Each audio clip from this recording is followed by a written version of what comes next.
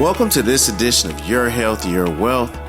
I'm your host, Dr. Eddie Patton, and today I want to talk about and explore how your thoughts, your habits, and your brain wiring work together to shape not just your happiness, but overall well-being. We'll break down and talk more about the science behind everyday health and talk about and go deeper into the power of thinking and how we can rewire our brain to change our lives from the inside out. Now, don't get scared. This isn't some magical talk or something I'm going to talk about magical thinking. But, when you really think about the power of our thoughts and the power of not being too distracted and understand the science behind it, hopefully you'll take away from this some tips, some different things that you can incorporate into your own life to really help.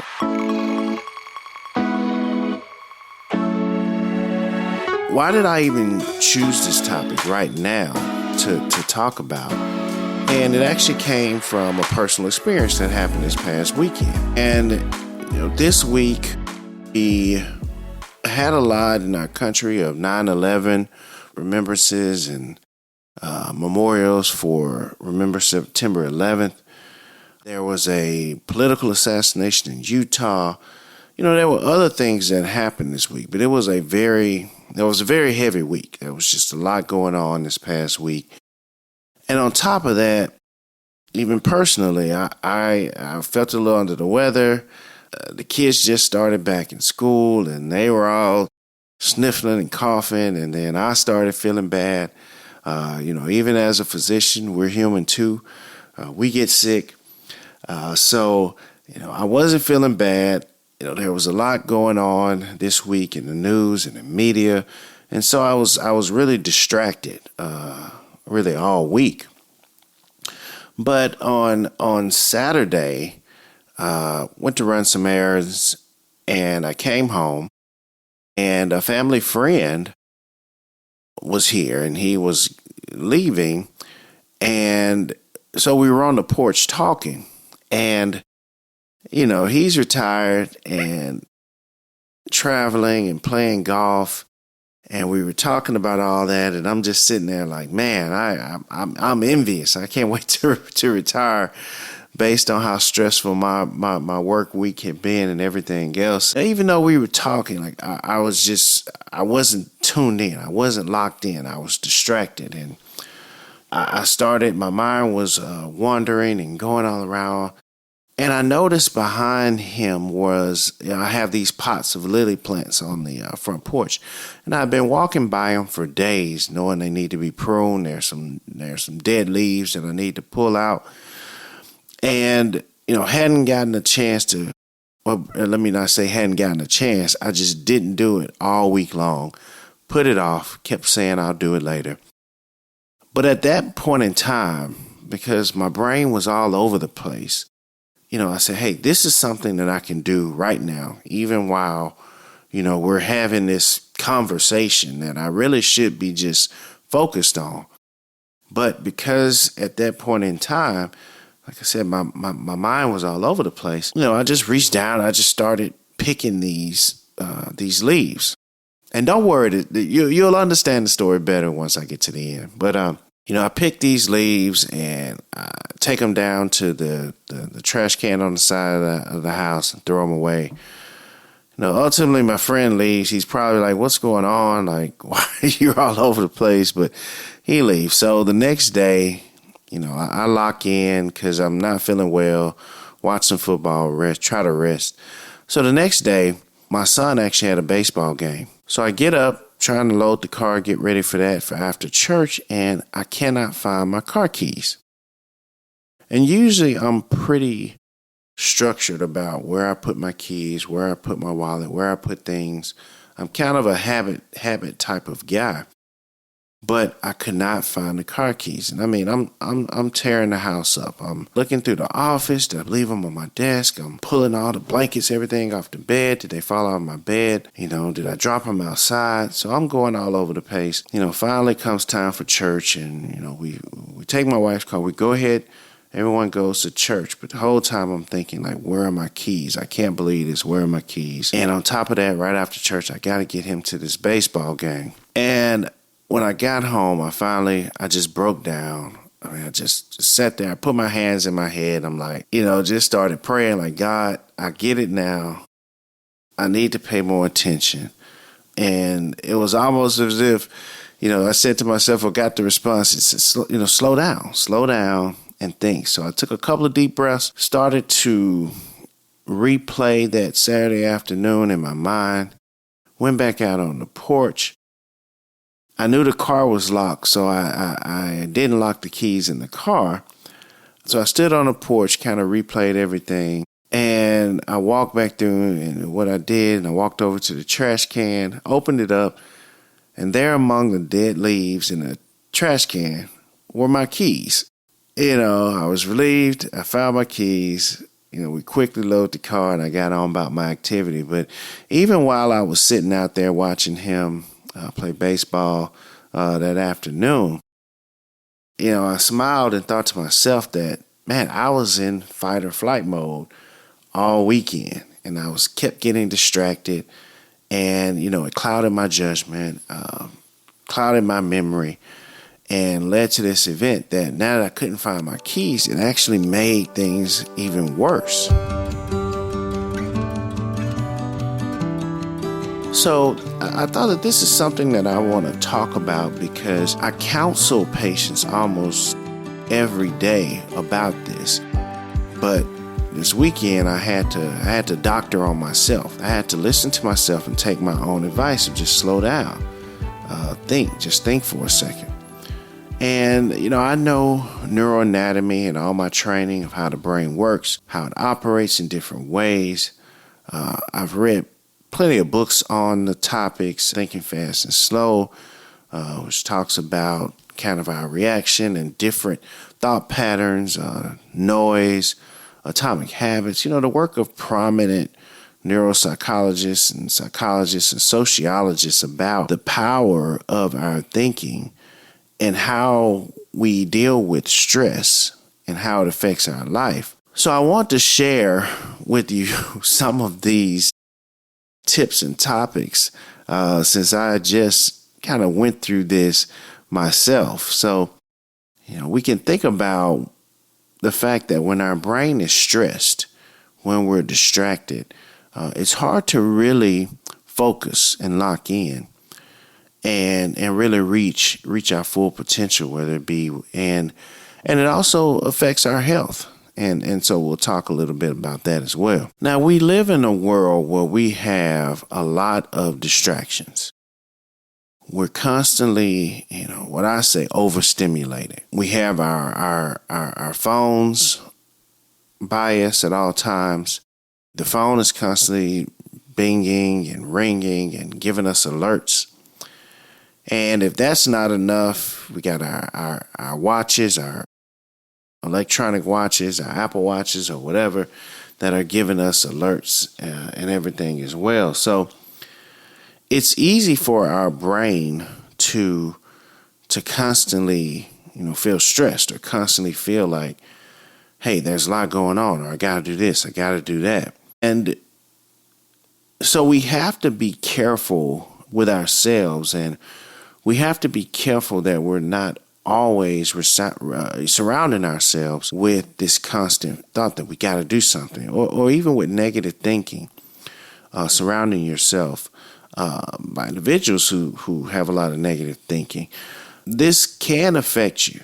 It will affect you, and it will affect your ability to handle simple day-to-day tasks and activities, and it affects your memory. So your mindset has a much more profound impact on your body than probably what you think. And when I say mindset, look, everyone goes through stress. Everyone gets sick, like I did this past weekend. We all have things that we have to do. Some weeks are busier than others. But your mindset is the mentality that you take into how do I handle that? Am I going to compartmentalize things? Am I going to prioritize things? And let's tackle those higher priority things first, and then we can get to the lower priority things. Your mindset is what can take you out of that negative mindset of always ruminating and constantly thinking about the negativity that goes on with our life, whether it be a disease or illness or some, financial strains. These things can sit there and just ruminate, and we're constantly thinking about it.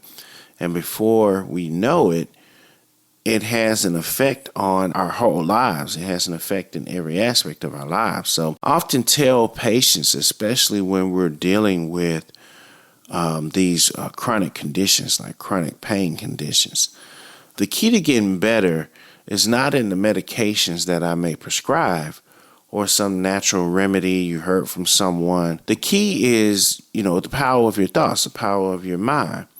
Do you want to feel better? Do you want to get better?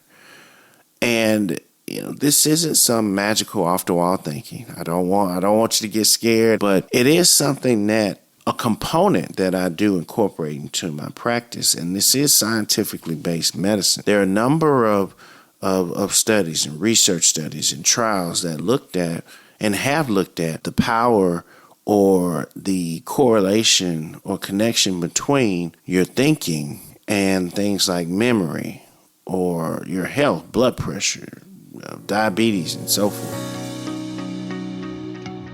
So in practice, I practice scientifically based medicine. So I'm not going to just say that, just think that this condition is going to improve or go away and it'll do that.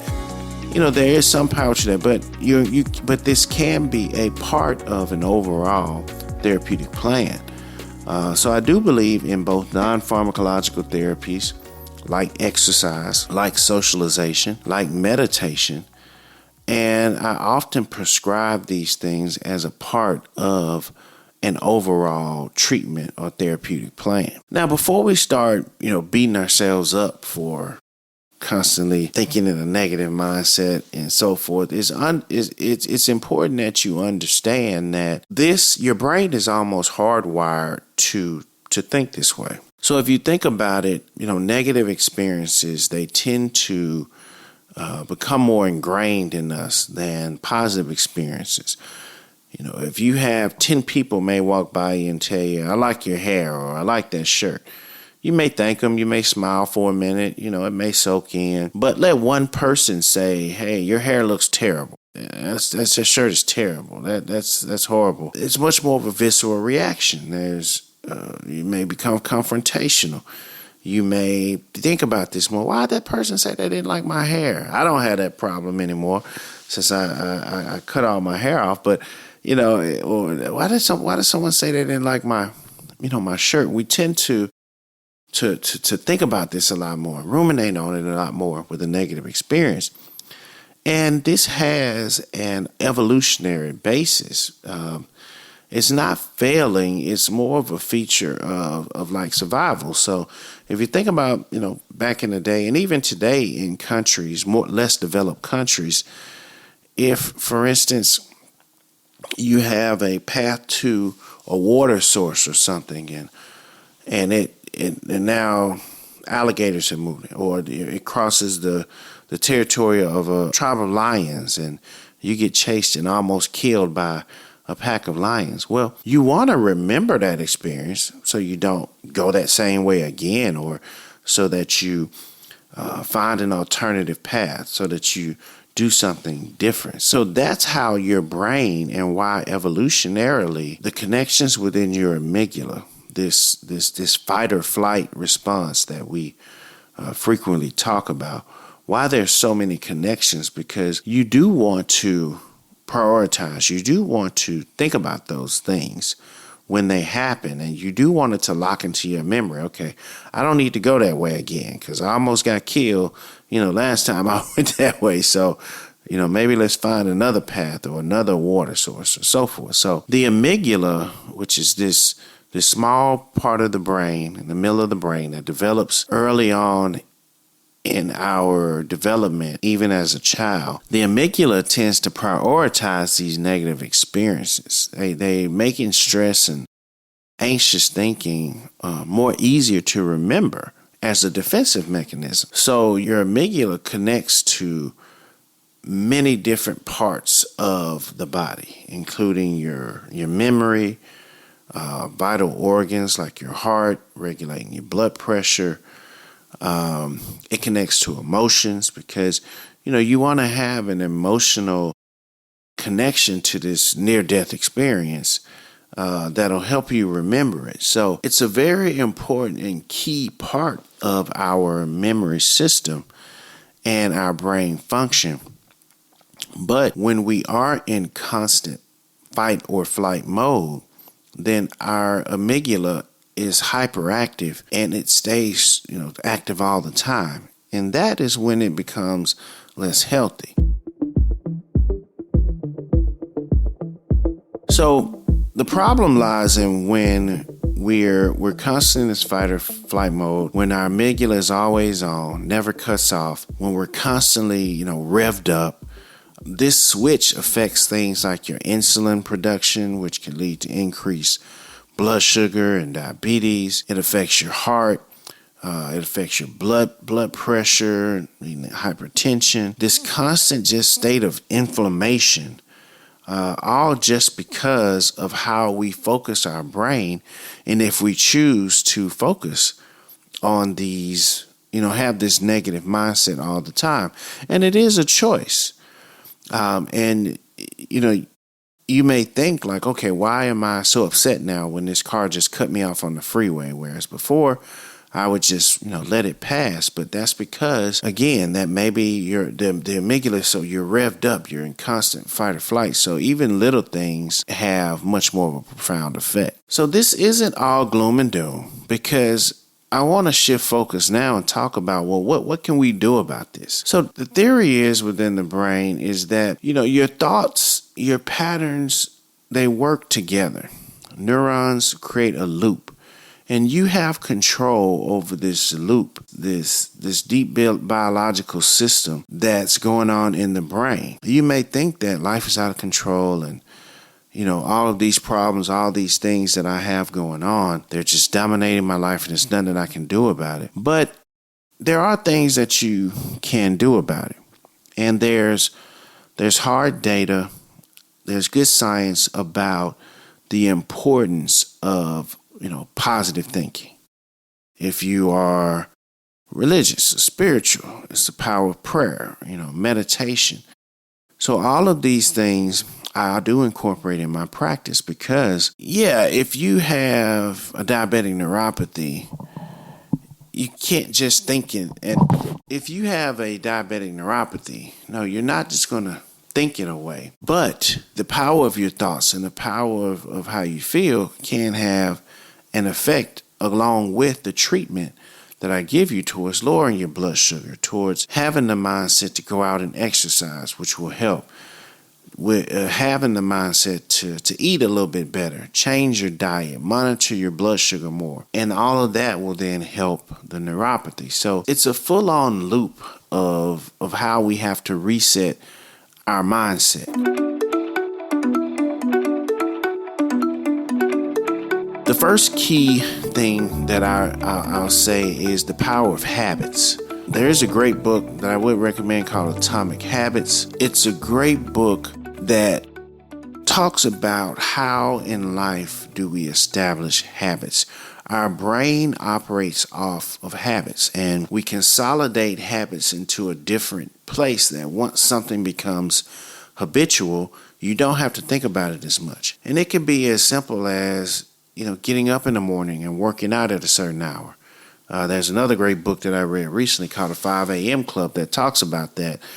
But the power of creating these habits, these positive habits, one that I recently got involved. So every day I try to do these brain exercises on an app that I use on my phone. And now I'm at over a year. I think I'm at like 55, 60 day streak of doing these exercises every day.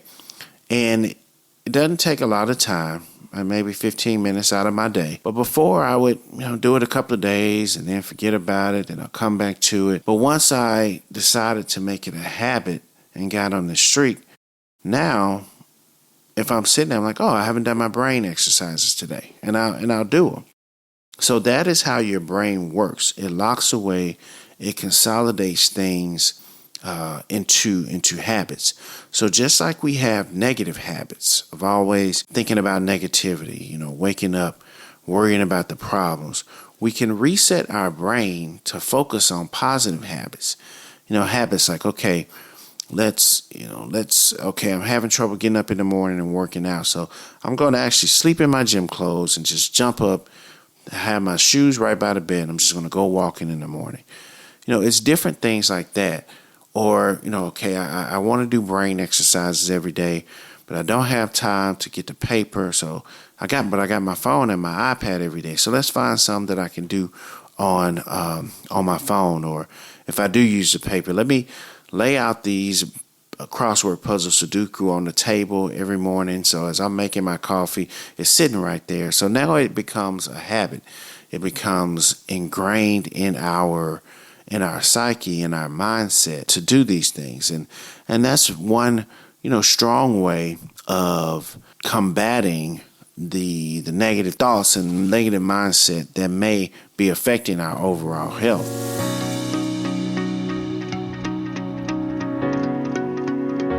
The other thing that I want to talk about is optimism. Now, I know before you cut this off or hit pause or whatever, because I know we're full. Our world is inundated with these optimistic books and motivational speakers and that kind of thing. And I don't want to necessarily come at it from that standpoint, but I do think that there is good research, good science that the power of optimism does release stress hormones. It boosts your recovery rates.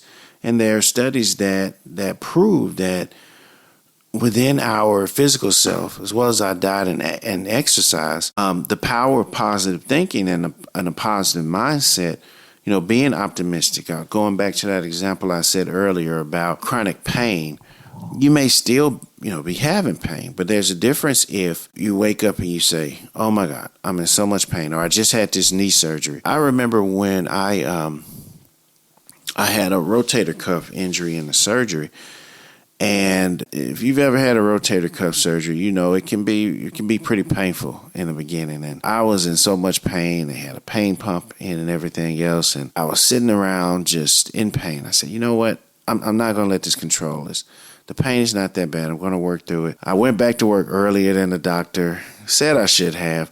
But mentally, that helped me to deal with the pain. I didn't really need a whole lot of pain medications and so forth, because in my mind, I just kept being positive. Okay, my shoulder's fixed. Wow, think about the things that I'm going to be going back to do. I can go back to playing basketball, once this heals up. And that just kept me going throughout the day. And then I went back to work. So even though I still felt the pain, I was thinking so optimistically that I was able to distract myself from the pain, and I didn't have to take a lot of pain medications. And I think I recovered a lot quicker. I was reaching those milestones that the orthopedic gave me ahead of time. But, a lot of that had to do with, just my thinking and optimism. So regardless of the situation, regardless of what you're going into, there is some evidence and there is some power in the power of your thoughts, the power of your mind in dealing with whatever your situation. And that's good and bad, because we talked earlier about the things that negative thinking can do, the effects that it may have on your body and your blood sugar, your blood pressure, your weight, all of these things, your eating habits, all of these things can be affected by negative thinking. But on the flip side, if we establish these positive habits, an optimistic mindset, it can have a positive effect on you as well. A couple of things I'll leave you with just to, try to help or take into your daily life. Number one, try to surround yourself with positive thinking people. Sometimes we go to work and we have to be around people who every day it's all just gloom and doom, and they want to talk about, the most stressful things on the news and that kind of thing. It's okay to just say, hey, I really don't want to kind of talk about that right now. Yeah, I do realize that's a major event in the news or whatever, but, I really don't want to focus on that. Maybe put on some headphones, listen to some positive music, uplifting music, different things like that. So use and try to fill your day with other things positive. For me, I'm, being with my religion, I always go to the Bible and then I pray and I can meditate. So the second thing would be find habits and different things that can reset your mindset into that positive mindset, that optimistic mindset. So again, for me, it's prayer.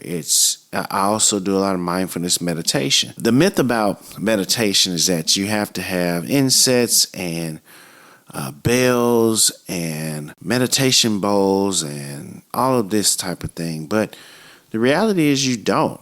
I practice mindfulness meditation. I have an app on my phone. There's research that has shown the benefit of mindfulness meditation when it comes to chronic back pain, migraine headaches, dealing with chronic pain syndrome. And it can be as simple as just focusing on your breathing, different techniques that help you look on the inside and do what's called a body scan. And again, you don't need a huge elaborate setup. You can use just an app on your phone. You can incorporate it into your daily life. Like when I get to the office, I just shut the door and I may go through a 5-minute guided mindfulness program, or a 10-minute guided mindfulness program. Certainly there are great studios out there. Yoga is another good way to reset. Tai Chi, anything that you can find that is fun for you, that can become a habit that can help you to reset and refocus this mindset. And then the third thing that I would say is, pay attention to yourself. I started out by talking about how many distractions there are in the world. There's a constant news cycle going on. There's Instagram, TikTok. Every type of app. There's all type of stuff going on. We're constantly bombarded with just stuff, and that can have an effect on us. But sometimes, you need to just clock out, and by that I mean take a walk. Take a walk go to a park. Take a walk in your neighborhood. Leave your phone at home or in the car and just take some time to just tune out. Hit that button on your email that says, hey, I'm going to be away this weekend or something. Don't respond to emails for a day if you can. Now, I don't want anybody to get fired, or, don't do anything that's going to get you in trouble and say, well, Dr. Patton said do this. We have to find those opportunities. Vacations. Good data on the power of vacations. And that's advice I need to take myself, because I don't use my vacations well enough. But, you have to find time throughout the day or throughout the week to zone out, to, again, meditate, to take a walk. Pay attention to yourself and how you're feeling. And just like I had to sit down and have that moment where I put my head in my hands and it just, slow down. Take a couple of deep breaths, and you'll find that things will start coming to you easier. Your memory will become a lot better. And overall, you'll start feeling better. So I hope that you were able to take something away from this episode. If anything, it's just slow down. Think about things like positive atomic habits that we can start setting up in our lives that increase our optimism, increase our positive thinking. Things like, meditation or exercise, prayer, different things that you can incorporate into your daily life to try to shift your mindset and lead a more positive, a more optimistic, and a more healthy life. So I hope you've enjoyed this edition of Your Health, Your Wealth. I'm your host, Dr. Eddie Patton. If you like this and think it helped you, share it with others. Please subscribe and send me your comments and enjoy your feedback. And tune in for future editions of Your Health, Your Wealth. Have a great day, and I hope that by listening to this, it will help you to shift into a more positive, more optimistic mindset.